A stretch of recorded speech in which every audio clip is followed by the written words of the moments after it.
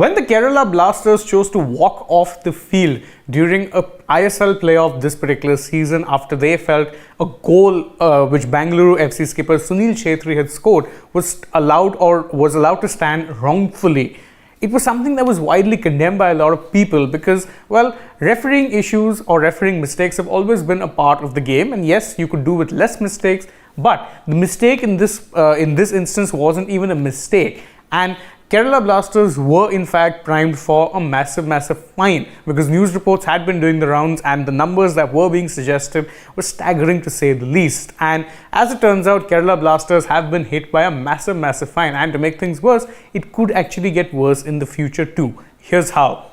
First off, let's look at what exactly it is that Kerala have had to deal with in the aftermath. So they've been handed a fine of rupees 4 crores by the AIFF. That is not a small amount, mind you, although it is a little less than the rumored amount because the rumored amount was about 5 crores.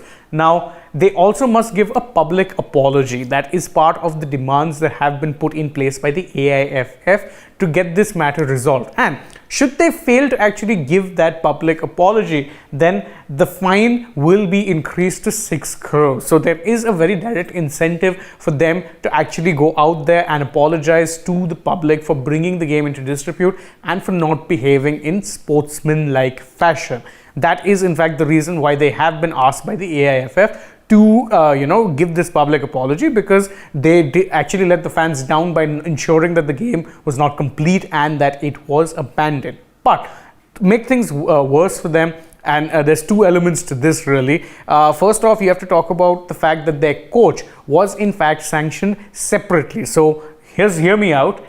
Even Vukomanovic, who's in fact their coach and had been the key reason why they walked off, because he was constantly signaling to his players that they should walk off the field, he has been handed a 10-game ban by the AIFF, and to make things worse for him, he has been fined rupees 5 lakhs, and he too has been asked to give a public apology, failing which he will have to pay a fine of rupees 10 lakhs. So his fine will be doubled if he is unable to give a public apology for bringing the game into disrepute. Now, as I said, it's pretty massive, but it doesn't actually, it doesn't get better, because this 10-game ban, it doesn't just refer to a dugout ban. It's a 10-game ban from any coaching related activities. So he won't be able to be part of the playing room, dressing room. He won't be able to be giving tactics like that. It's a massive thing. And to make things worse, this won't be the end of matters when it comes to Kerala Blasters and the punishments that they could face, because these punishments which are mentioned here were punishments or sanctions that were handed down by the AIFF. The ISL could separately charge them as well, so there could be more financial penalties coming in the not so distant future.